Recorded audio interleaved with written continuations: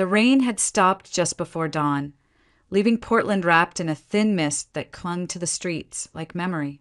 Julia Dawson stood by the kitchen window of her small apartment, watching droplets slide down the glass.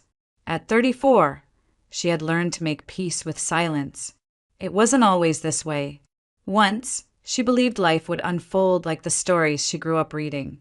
A warm home, a husband who adored her, a family built on trust.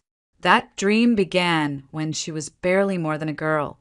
At 18, Julia had fallen in love with Mark Dawson, a man a few years older who promised the world and handed her fragments.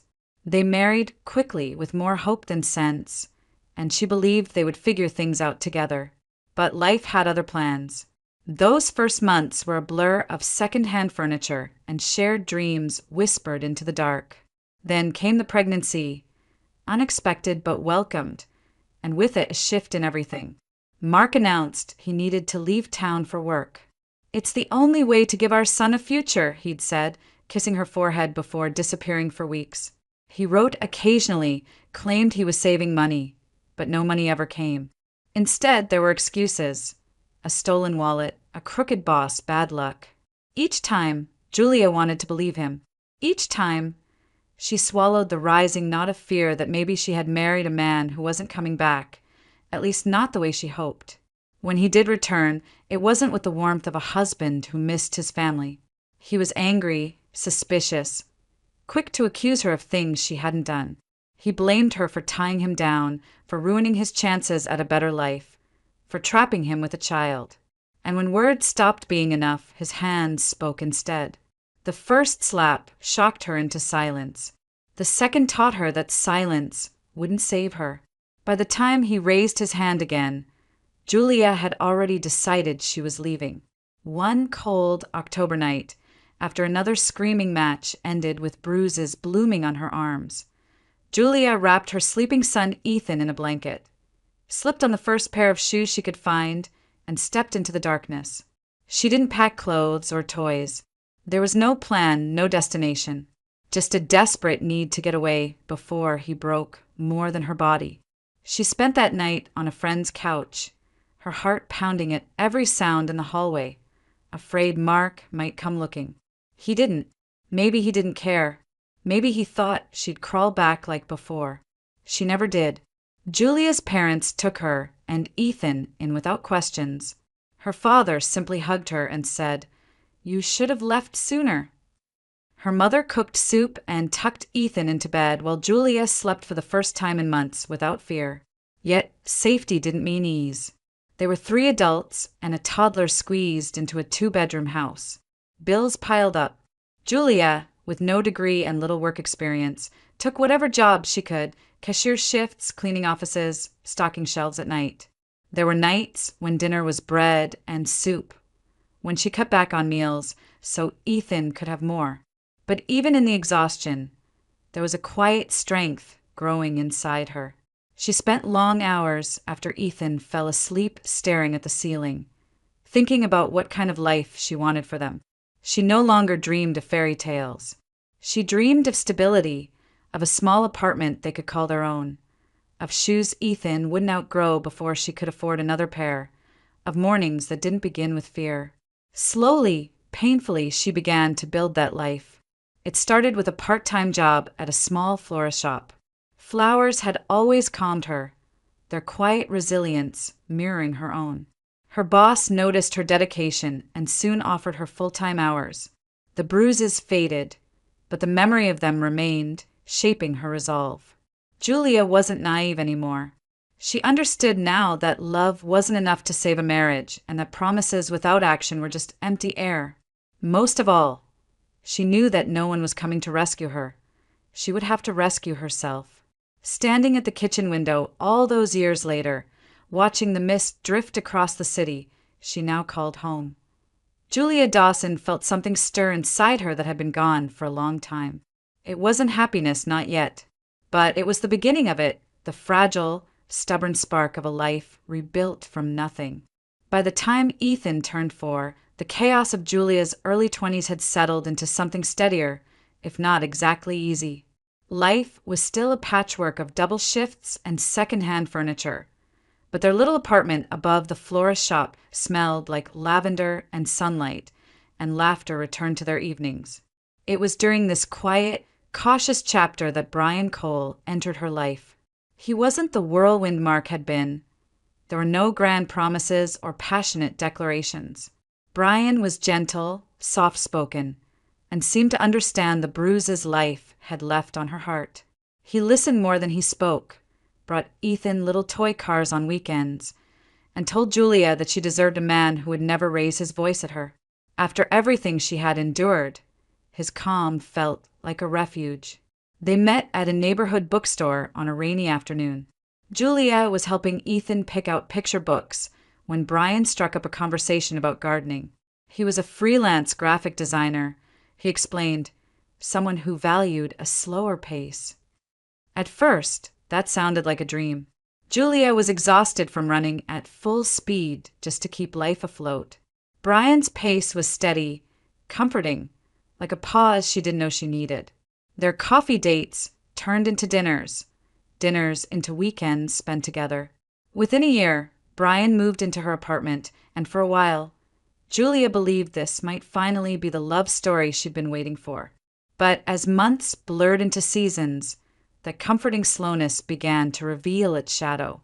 Brian didn't just prefer a slower pace, he seemed allergic to ambition.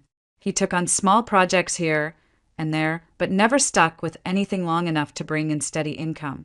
When the rent was due or Ethan needed new shoes, Julia's paycheck was the one that covered it. She told herself it was temporary, that he was still finding his footing. She had, after all, once believed in second chances. Still, the imbalance grew harder to ignore. Julia would return from 12-hour shifts at the shop to find Brian scrolling on his laptop, promising that work was just around the corner. When she gently asked about applying for more clients or looking for part-time work, he would bristle. "You think I'm lazy?" he'd snap, wounded. "I'm trying. I just don't have the same luck you do." The arguments never turned cruel, but they chipped away at something fragile between them, the belief that they were a team. After a year of living together, Julia finally spoke the words she'd been rehearsing in her head for weeks. One evening after dinner, with Ethan asleep in his room, she sat across from Brian and told him they needed to talk about money, about responsibility. She told him she didn't expect wealth, just effort, a sign that he was building a life with her instead of leaning on the one she was already building alone. Brian's face changed as she spoke, shifting from surprise to offense. He accused her of sounding like his ex, of turning everything into a transaction. He said he thought she loved him for who he was, not for what he earned. That night, he packed a small bag and told her he needed space to think. Julia didn't stop him. She watched him close the door softly behind him, the sound more final than any slammed door could have been. Days turned into weeks, and Brian's messages grew fewer until they stopped altogether. Just like that, he was gone. No screaming, no betrayal, just a quiet retreat from a life that had become too heavy for him to carry. The emptiness that followed wasn't as sharp as it had been with Mark. There were no bruises, no panic-filled nights. This time, the pain was duller, more like a reminder than a wound. Julia missed the companionship, the easy laughter, the small gestures, but she didn't miss rearranging her dreams to accommodate someone else's inertia. She had done enough of that. In the months that followed, Julia threw herself into work and motherhood. The florist shop expanded. She learned to negotiate with suppliers, to design arrangements that customers raved about. Ethan started kindergarten, and their evenings were filled with stories and art projects instead of tense conversations about overdue bills. For the first time in years, Julia felt something close to peace. She began to understand that loneliness was not the same as emptiness, that her worth wasn't measured by whether a man chose to stay. She could stand on her own, and she would. The spring Julia turned 26. The shop that had once been a cramped corner inside someone else's business finally became her own. With a modest loan from her parents and years of saved tips, She rented a small storefront on the east side of Portland and painted its weathered walls a soft sage green. Bloom and Vine. The sign read, her dream in carved wood and fresh paint. At first, she worried no one would come. But word spread quickly about the florist, who remembered customers' anniversaries by heart and crafted bouquets that felt like stories. Within a year, she was supplying arrangements for weddings, hotels, and community events. Business thrived, and so did Julia. The girl who once hid bruises beneath long sleeves was now a business owner, a provider, a mother building something lasting from the rubble of her past. It was during this period of quiet growth that Scott Harper walked into her life. He first appeared at the shop one rainy afternoon, tall and well-dressed, looking for flowers for his sister's engagement party. He lingered after making his purchase, asking questions about the business, about Ethan, about Julia herself. He was charming in a way that felt effortless, the kind of man who seemed to light up a room just by entering it. He remembered small details, how she took her coffee, the book she was reading, and his attention felt like sunlight after a long winter. Julia, cautious after everything she had endured, tried to keep her distance. But Scott was patient, persistent, and slowly, carefully, he found his way into her heart. Their relationship unfolded quickly once she allowed it. Scott was affectionate, thoughtful, and seemingly invested, not just in her, but in Ethan too. He helped fix things around the shop, cooked dinner on nights she worked late, and told her she deserved to be cherished. For the first time, Julia let herself imagine a future with someone again, a partner to share the weight she had carried alone for so long. After 8 months of dating, Scott suggested they move in together. It felt like the natural next step. But soon after he unpacked his boxes and hung his clothes in her closet, subtle shifts began to appear. At first, they were small, harmless comments about how Ethan needed more discipline, or how Julia worked too much. Then the tone hardened. He started setting rules for the boy. No playing outside without asking him first. No cartoons before finishing homework. No visiting friends on weekdays. Ethan, confused and withdrawn, began spending more time in his room. When Julia protested, Scott brushed it off. "I'm just trying to help," he'd say, his voice smooth but final. "He needs a man's influence." The rules grew stricter, the criticism sharper. Scott questioned Julia's decisions constantly, from the way she ran her shop to the meals she cooked. "You're too soft," he'd mutter when she comforted Ethan after a scraped knee. "You're too emotional." One evening, after she challenged him about a particularly harsh punishment he'd given Ethan for spilling juice, Scott turned to her and said, almost casually, "You're just a woman, Julia. You should know your place." The words hung in the air like smoke, heavy and choking. That night, Julia lay awake long after Scott had fallen asleep, staring at the ceiling with a hollow ache in her chest. It was as if every bruise, every insult from her past had come rushing back in his voice. She had promised herself she would never live in fear again. Not for herself, and certainly not for her son. By morning, the decision was made. When Scott came home from work that evening, his key no longer fit the lock. His clothes were packed in boxes by the door. Julia didn't yell or cry. She simply told him that this was over, that she would not raise Ethan in a home ruled by fear or control. Scott laughed bitterly, accused her of being ungrateful, of throwing away a good man. But Julia didn't waver.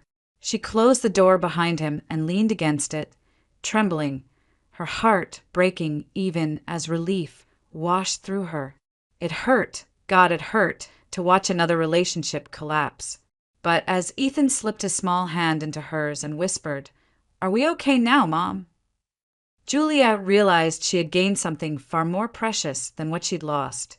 She had reclaimed her home, and more importantly, she had shown her son, and herself, that love built on control wasn't love at all. It was a golden afternoon in late September, the kind Portland offered as summer surrendered to fall. The air was crisp, the sidewalks littered with the first scattered leaves. Julia had stayed late at the shop that day, finishing a large order for a downtown hotel, while her mother offered to take Ethan for a walk in the park. It was their routine. Ethan loved feeding the ducks by the pond, and her mother cherished those small, ordinary moments with her grandson. Julia kissed them both goodbye at the door, never imagining that kiss would be the last one she'd give her mother. She was cleaning up stray stems and wiping down the counter when the phone rang. At first, she ignored it, humming softly as she worked. But it rang again, insistent this time. When she answered, a stranger's trembling voice spilled words that didn't seem to belong together. "Accident, ambulance. Your son, please come quickly." The world tilted on its axis. Julia didn't remember locking the shop, didn't remember the drive, only the sound of her heartbeat pounding in her ears and the taste of copper in her mouth as she whispered Ethan's name over and over like a prayer. When she arrived at the intersection near the park, flashing lights painted the pavement red and blue. A small crowd had gathered, faces pale and hushed. Julia pushed through them, her legs barely obeying her, until she saw the crumpled stroller, the twisted bicycle frame, and then a blanket on the ground. Under it lay her mother, still and lifeless. A paramedic was kneeling beside Ethan, who wasn't moving. His face was ghostly pale, his small body limp as they placed him on a stretcher. Julia screamed his name, but he didn't respond. Someone grabbed her arm, a police officer, telling her she couldn't go closer, that they were trying to save him. She barely heard the words. All she could see was her boy's unmoving hand and the blood matting his hair. Then she saw the man in handcuffs, leaning against a patrol car, his face flushed and glassy-eyed. It took a moment for her brain to catch up with what her eyes already knew. Michael, her ex-husband, Ethan's father. He was shouting something slurred and incoherent, insisting it wasn't his fault, that they came out of nowhere. The officer beside him shook his head and said his blood alcohol level was over the legal limit, twice over. Julia's knees buckled. The man who had abandoned them years ago had now destroyed everything that remained. Her father arrived minutes later and collapsed to his knees beside her mother's body. The shock was too much. As Julia tried to steady him, his breathing grew ragged, his face ashen. Paramedics rushed to his side, calling out numbers and orders as they loaded him into another ambulance. Julia stood frozen between the two vehicles, one carrying the man who had broken her heart years ago, one carrying the man who had raised her, and one carrying the boy who was her whole world. At the hospital, time ceased to exist. Hours stretched and collapsed as doctors moved in and out of the operating room. Julia sat in the hallway outside surgery, still in her work clothes, hands stained with soil from the shop. She stared at the floor, unable to pray, unable to breathe. Her mother was gone. Her father was in critical care. And Ethan, her beautiful, bright Ethan, was somewhere behind those double doors, fighting for his life. A surgeon finally emerged, his expression grave. Ethan had survived the operation, but the damage was severe. A traumatic brain injury, spinal complications, a future no one could predict. He may never walk again, the doctor said gently. Julia nodded, though the words barely penetrated the fog that surrounded her. When they finally let her into his room, she almost didn't recognize him. Tubes snaked from his small body, machines beeped steadily, and a bandage wrapped around his head. She sank into the chair beside his bed and took his hand, whispering stories about the ducks at the pond, about the flowers waiting for him back home, about how proud she was of him. Her tears soaked the blanket, but she didn't care. Somewhere beneath the crushing weight of grief, a flicker of resolve sparked. Julia had no idea how she would do it, no roadmap, no plan. But she knew one thing with absolute certainty. She would fight for her son with every breath she had. Whatever it took, doctors, specialists, therapy, miracles, she would find a way. Ethan had always been her reason to keep going. Now he was her reason to never stop. The weeks that followed blurred into one another, a haze of antiseptic air, whispered prayers, and sleepless nights. Ethan remained in the pediatric rehabilitation unit, his small frame dwarfed by the machinery surrounding him. There were moments when his fingers twitched, when his eyelids fluttered as if he were trying to find his way back. But the doctor's words echoed in Julia's mind every time she dared to hope he may never walk again. Physical therapy sessions were grueling and yielded little progress. Each time Ethan tried to move his legs and failed, a piece of Julia's heart seemed to splinter. She spent hours talking to specialists, combing through research, and reading late into the night. Most offered little more than polite sympathy and tempered expectations. Focus on adapting your home, one advised gently. Make peace with the possibility that this is permanent. Julia nodded through the conversations, but inside she raged against them. Permanent was not an option, not for her boy.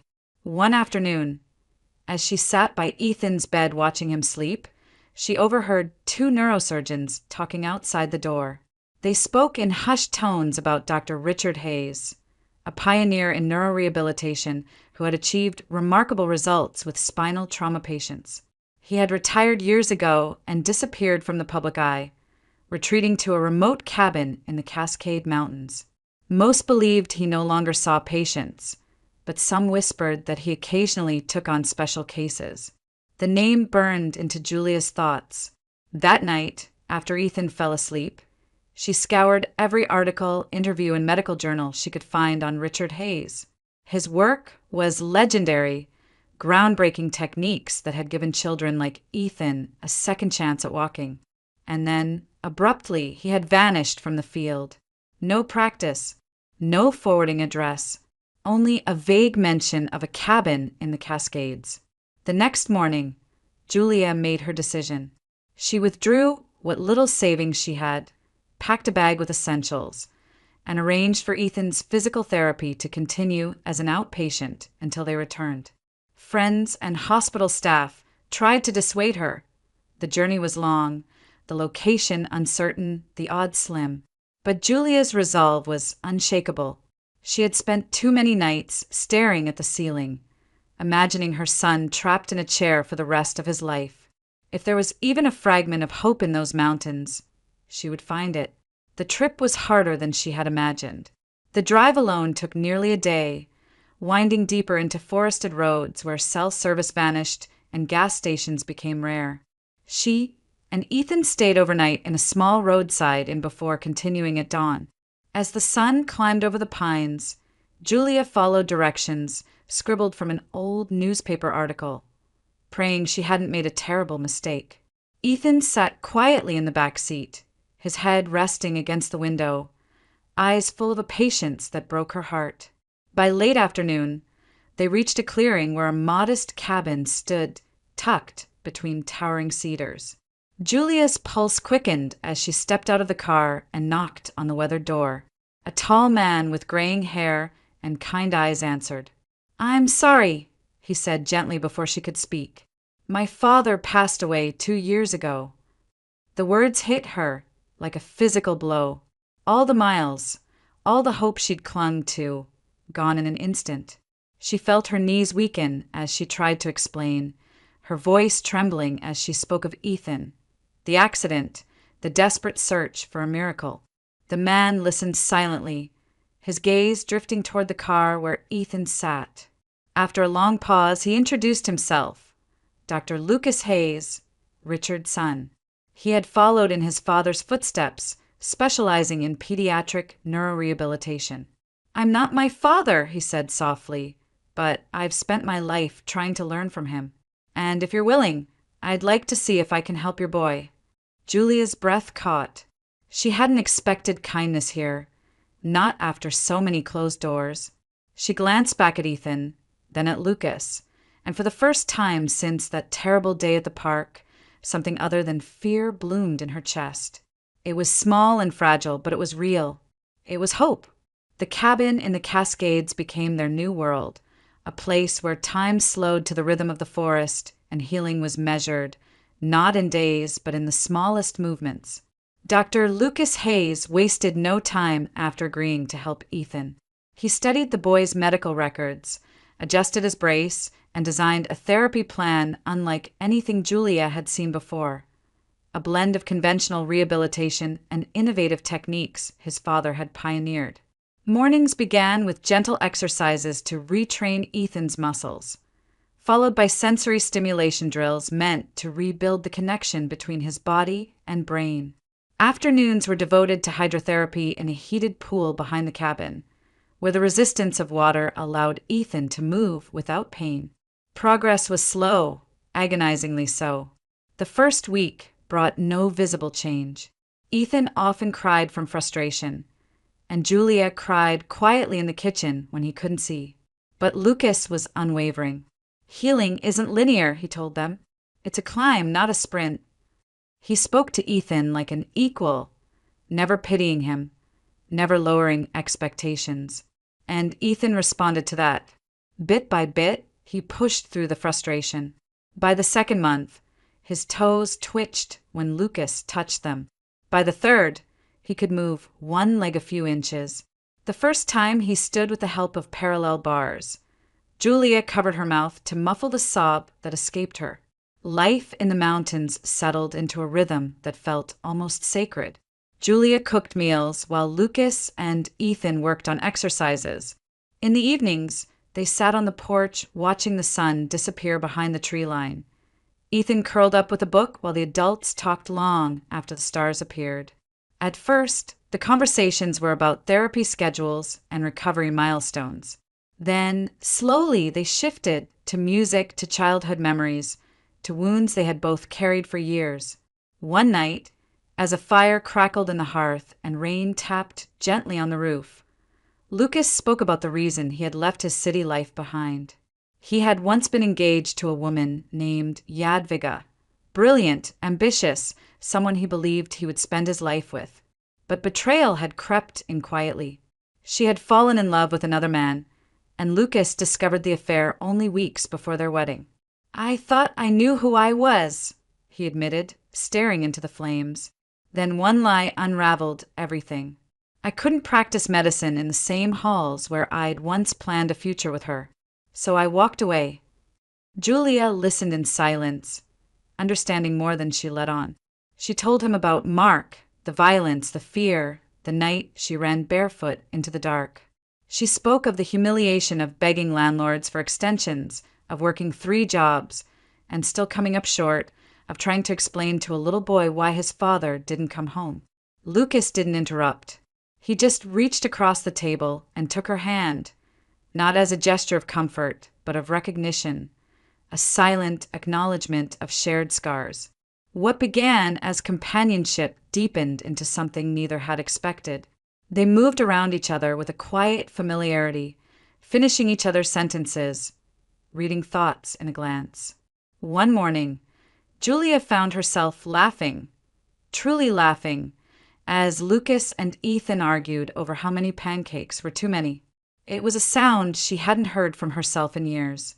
And one evening, as the sun bled gold across the mountains, Lucas kissed her, gentle, hesitant, like a man relearning trust. By the 6th month, Ethan took his first steps with a pair of crutches. Julia wept openly, clutching him to her chest as Lucas looked on, his own eyes shining. The impossible had become possible.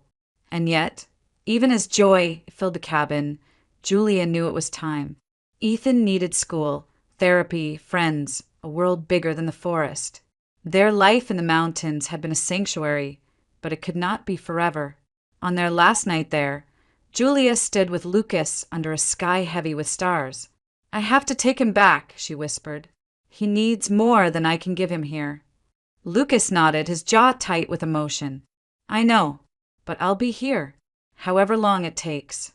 When they left the next morning, Ethan waving through the car window, the road ahead felt uncertain but alive with possibility. Julia glanced in the rearview mirror at the cabin fading into the trees, and then at her son beside her, asleep and dreaming. Somewhere between heartbreak and hope, she had found something she never thought she'd have again. Love, fragile but real. And now, she carried it with her back into the world. Returning to Portland after months in the Cascades felt like stepping into a world that had been paused and was now waiting to resume. The city streets hummed with life. The shops smelled of fresh blooms again, and for the first time since the accident, Julia felt a quiet sense of stability. Ethan continued his therapy at a specialized rehabilitation center, and the progress he made astonished even the doctors. He learned to balance on his crutches, then to take cautious steps without them. Each milestone was celebrated with ice cream and laughter, each small victory a reminder of how far they had come. Life found a rhythm once more.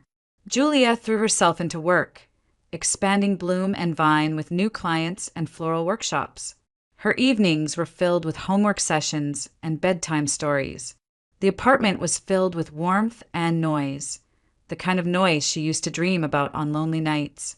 Yet, even in the fullness of this new life, there were moments when her thoughts drifted back to the cabin, to quiet evenings beneath a canopy of stars, and to Lucas. They exchanged letters and calls, and though he never pressured her, Julia sensed that his feelings hadn't faded. Truthfully, neither had hers. One mild spring afternoon, Julia took Ethan to their favorite park. He walked beside her, still cautious but determined, his crutches swinging lightly with each step. They were sharing a bag of roasted almonds and talking about the ducks when a voice she hadn't heard in years sliced through the calm. "Julia!"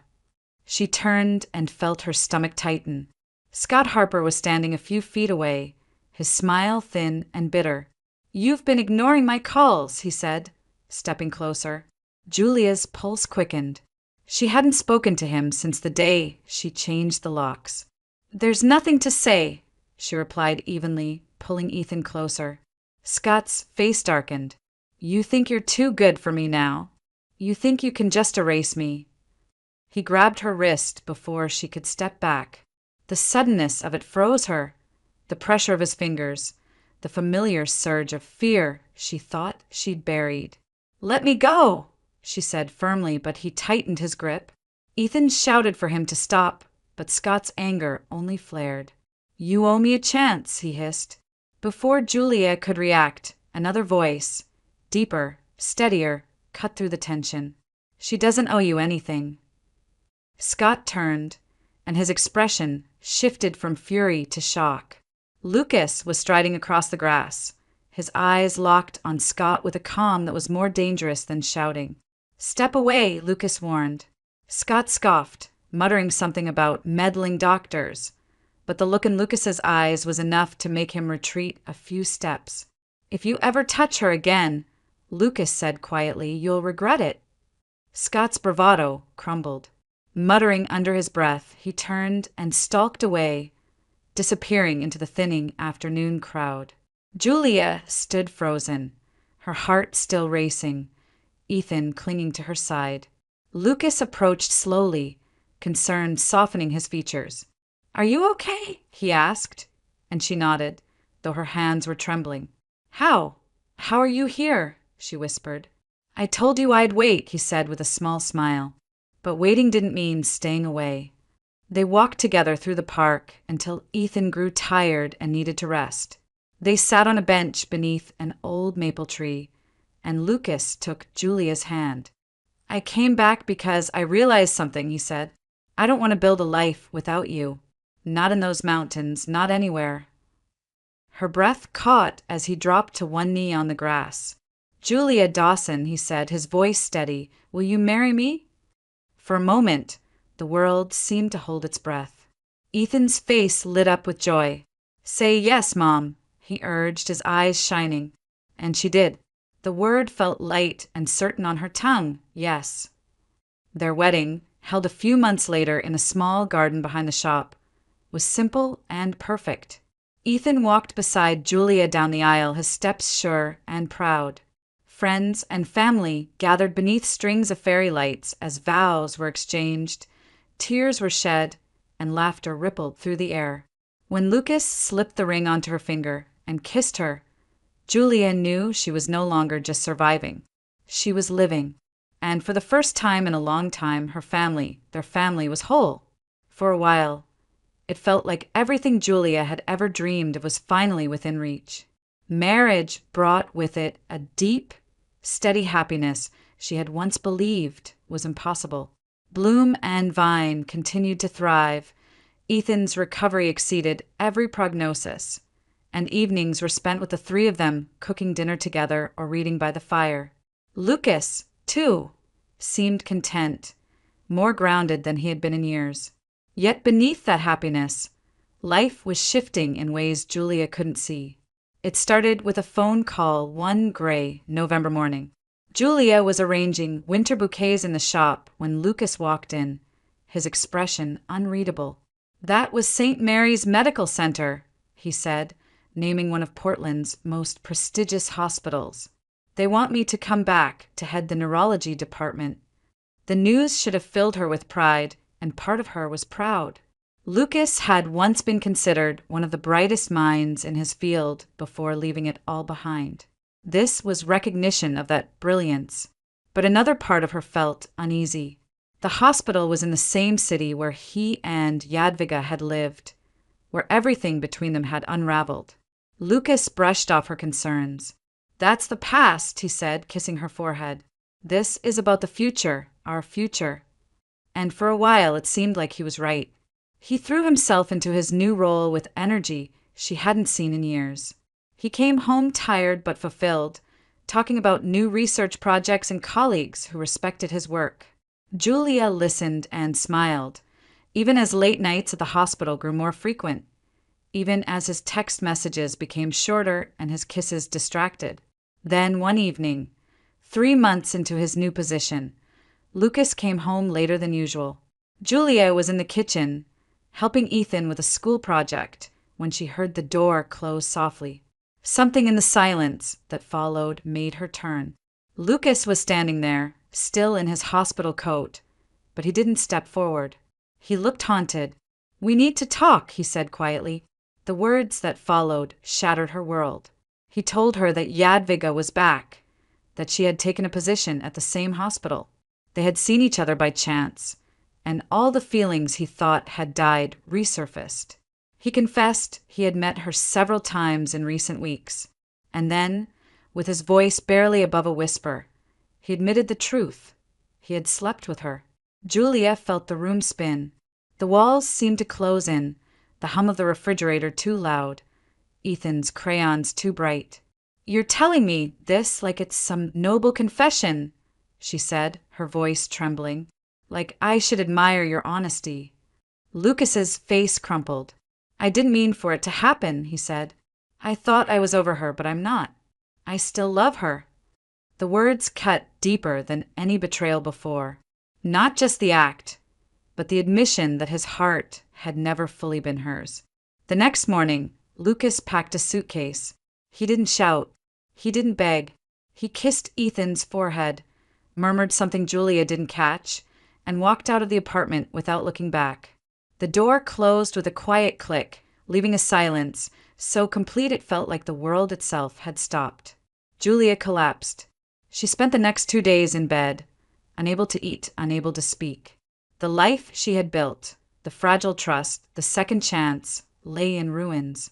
Ethan crept into the room at night, curling against her side and whispering, "It's okay, Mom. We still have each other." His small hand in hers was the only thing that kept her from disappearing entirely. On the 3rd day, Claudia arrived without warning. She had been Julia's friend since college, the one who had helped her after Mark, who had watched Ethan when Julia couldn't afford childcare. She didn't try to fix anything. She simply opened the curtains, brewed coffee, and sat beside Julia in silence. When Julia finally spoke, a hoarse whisper of, "I don't know how to do this again," Claudia squeezed her hand. "You've done harder things," she said, "and you're not doing this alone." The words didn't erase the pain, but they planted a seed. Julia dragged herself out of bed that evening, showered, and ate her first meal since Lucas left. She wasn't okay, not even close, but she was still standing. And somewhere deep inside, buried beneath the devastation, a small, stubborn voice reminded her that she had survived heartbreak before. She could do it again. Life with Jadwiga didn't unfold the way Lucas had imagined. For a few weeks, The rekindled romance felt intoxicating. Familiar laughter, shared memories, the illusion that they could rewrite the past. But reality crept in quickly. Old arguments resurfaced. Trust never truly returned, and the cracks that had once broken them apart widened once more. Jadwiga was restless, ambitious, and never fully present. She spent long nights working late, left town for conferences without explanation, and avoided questions with practiced charm. 6 months after Lucas had walked out on Julia, he came home early from a hospital fundraiser and found Jadwiga in his apartment with another man. She didn't cry or beg for forgiveness.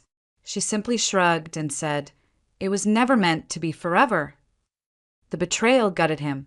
The life he had thrown everything away for, his marriage, Ethan's trust, Julia's love, evaporated in a single evening. Jadwiga moved out within days, and Lucas was left alone in a sterile apartment filled with ghosts of choices he couldn't undo. He buried himself in work, volunteering for extra shifts and research projects, but nothing filled the hollow ache in his chest. Every hospital corridor reminded him of Julia's laughter. Every patient's small victory echoed Ethan's determination. Regret became his constant companion, a weight he carried everywhere. While Lucas's world unraveled, Julia was rebuilding hers piece by piece.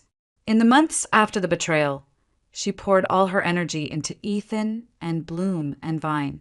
The shop flourished under her care, expanding into 2 new locations and becoming a fixture in Portland's event scene. She started teaching floral design workshops and even hired women who, like her, were trying to rebuild their lives after hardship. The work gave her purpose and structure, a reason to get out of bed on the days grief threatened to pull her back under. Ethan continued to make remarkable progress. He still walked with a slight limp, but his confidence soared. He joined a local robotics club, made friends, and often came home bursting with stories about projects they were building. Watching him thrive reminded Julia of the strength they had both earned, not given, but fought for inch by inch. In the midst of this new chapter, a letter arrived from the State Corrections Department. Michael Dawson, the man who had destroyed so much with one reckless choice, had died in prison. The official cause was heart failure, but the words felt strangely hollow on the page. Julia sat at the kitchen table for a long time after reading it, the memories flooding back, the flashing lights, the blood on Ethan's hair, her father collapsing beside her mother's body. At his sentencing, she had told Michael through gritted teeth that she hoped he would live long enough to feel the weight of what he'd done. "You took everything from me," she had said, "and I hope the silence of that cell echoes louder every day." Now that chapter was over. She didn't feel joy, nor the righteous satisfaction she had once imagined. Just a deep, quiet release, as if a door that had been locked for years had finally creaked open. Michael's death couldn't undo the pain he'd caused, but it ended the story on her terms, not his. In time, Julia learned to forgive. Not Michael, not Lucas, but herself.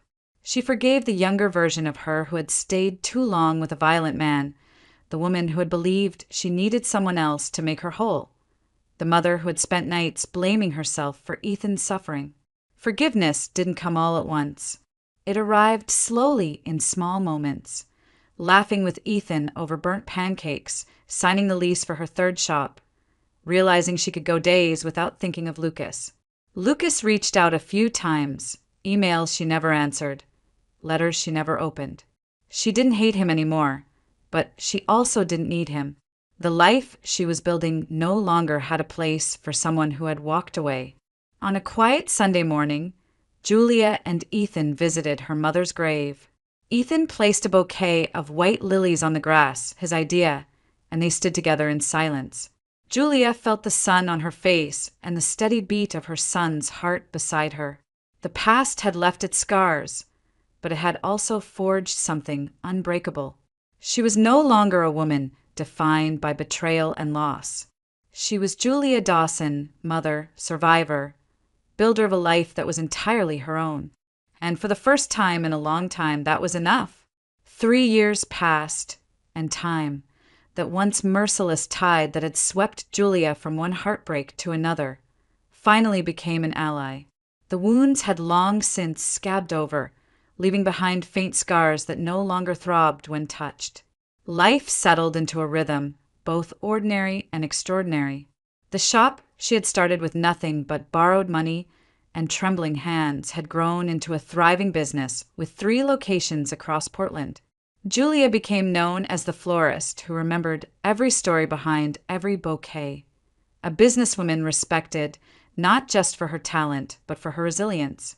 At home, Ethan had blossomed into a vibrant, determined young boy. His limp was barely noticeable now, a slight sway that only those who knew his story would recognize. He ran with his friends at the park, climbed trees, and raced his robotics projects across the living room floor. Every laugh, every unsteady step that became a confident stride was a victory Julia never stopped celebrating. Their small apartment was filled with warmth, the smell of fresh bread on Sundays, the clutter of school projects on the kitchen table, the soft hum of music drifting through the evenings. Lucas was little more than a distant memory now, a ghost who occasionally surfaced in whispers from mutual acquaintances. After Jadwiga left him, he had thrown himself deeper into his work, earning accolades and publishing research. But none of it filled the void he had carved in his own life. He lived alone in a sleek apartment overlooking the city, surrounded by the trappings of success, but haunted by the family he had let slip through his fingers. People said he often paused in front of Bloom and Vine's flagship shop on his walks home from the hospital, watching through the window as Julia arranged flowers or helped Ethan with his homework. But he never went inside. He knew some distances could not be crossed twice. Julia sometimes thought about him, not with anger anymore, not even with sadness, but with a quiet acknowledgement of what had been and what could never be again. Love, she had learned, was not just about how someone made you feel. It was about how they showed up when everything was on the line. And Lucas, for all his brilliance and tenderness, had chosen to leave. That choice defined him more than any apology could erase. Her life was full now, richer and more complete than she ever thought possible in the dark days after the accident. She hosted community workshops in her shop, teaching others how to find beauty in simple things. She spoke at women's shelters about resilience, about how survival wasn't just about enduring, but about rebuilding, piece by piece, until the life you created was stronger than the one that broke. And on quiet evenings, when the city lights flickered against the windows and Ethan's laughter echoed down the hallway, Julia would curl up on the couch with a cup of tea and marvel at how far they had come. There were no fairy tales here, no sweeping romantic reunions or dramatic declarations. Just a woman and her son, standing tall in a life they had built from ashes. A woman who had been beaten, betrayed, abandoned, and who had still risen, stronger than before. Sometimes betrayal takes everything. The people you love, the future you imagined, the version of yourself you once believed in. But it cannot destroy the will to rise again. Julia Dawson had learned that truth the hardest way possible. And as she locked up her shop one crisp autumn night, Ethan running ahead of her on legs once deemed useless, she smiled. Not because the past no longer mattered, but because it no longer defined her. The road behind her was littered with heartbreak. The road ahead was hers alone, wide open, waiting and free